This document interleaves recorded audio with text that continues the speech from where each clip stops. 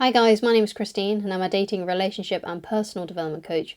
And today I'm talking about why is no contact so difficult. So the biggest worry when people go into no contact and they start applying the no contact rule, or they're debating if whether or not they should apply the no contact rule, the biggest worry is that by stopping the conversation, they're worried that that means you'll never hear from them again. Okay, that's the biggest worry. Because if we feel like we're the ones that are maintaining the conversation, then there's a chance if we stop that conversation, we're never going to hear from that person again. Okay? And that may very well be the case. If you stop the conversation and you go into no contact and you stop contacting them, there is a chance that you'll never hear from them again. But this is a good thing, okay?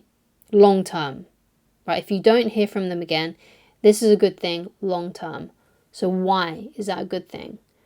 Because the reason why that's a good thing, that when you stop the conversation and you go into no contact, if you never hear from them again, that's a good thing because it now opens the space for you to invite someone new and better into your life that is reciprocating the love, that does want to be there, okay? Because the reason why the conversation stopped and they backed away when you backed away is because they're no longer interested in you romantically and they don't care anymore. So it's good that they disappear because you don't want to be with someone who doesn't want to be with you. And the reason why you don't want that, and you don't want to be with someone who doesn't want to be with you, is because that's a very painful relationship. You want to be with someone who is enthusiastic, who wants to be there. That's what you should want.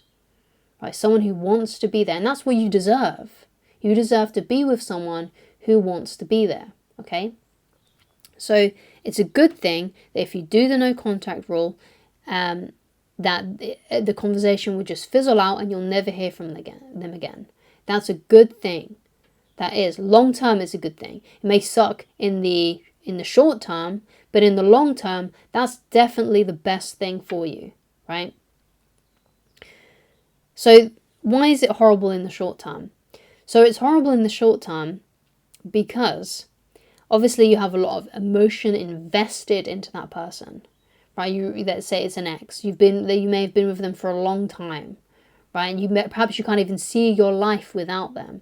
So yes, of course, it's gonna hurt if you stop contacting them and they decide to just never speak to you again as well. It's going to be difficult. It's going to hurt because you've been with that person a long time.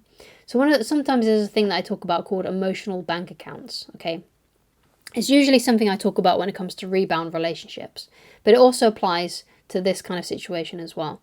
Because if you've got like a high emotional investment in a person, a high emotional bank account for a person, and you've invested a lot of time, a lot of your emotions into that person, it's going to be very difficult to deplete that bank account, right? It's something that takes a while to get over, right? And it can be very difficult to let go of that time investment because you invested so much time into that person, right? You may have invested years, you may have kids with them or something like that. It's difficult to let go of a person who you've had put that much time, that much investment in. And sometimes it can be totally scary to feel like you're having to start again. You're having to start afresh. You're having to find someone new.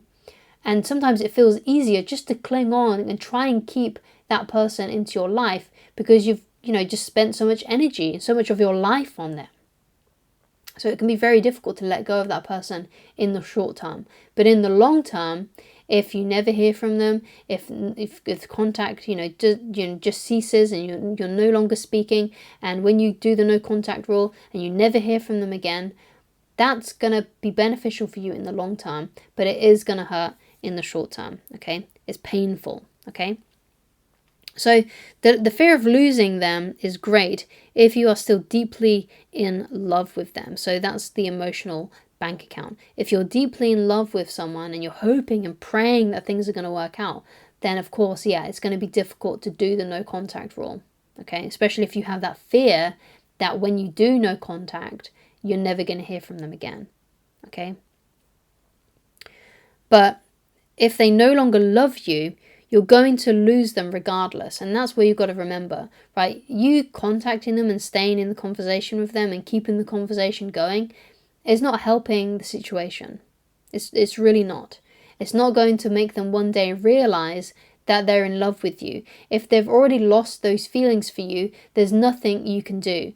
Even going into no contact, there's still, there's nothing you can do, right? Even if you don't contact them anymore, there's still no guarantee that they're going to fall back in love with you. But the risk is even higher of them never falling back in love with you if you're still contacting them and you're still trying to make things work, if you're still trying to fix things when they don't want to fix things. If they don't want to fix things, if they're not interested in seeing you and hanging out with you and being with you, if they're not interested in making the relationship work and they want you gone, there's not really a lot you can do apart from going into no contact. But if you do go into no contact, there's still no guarantee that you're going to hear from them, that they're going to reach out, that things are going to work out well. But it's the only option, it's the best option you have to go into no contact. So no contact is difficult, but it's still the best option. It's still the only option you have if you've been dumped by someone that doesn't love you, that doesn't want you. You got to get your self-respect back. The only way to flip the situation around is by doing no contact. It's the only way to save it, okay? By applying the no contact rule if you've been dumped, right?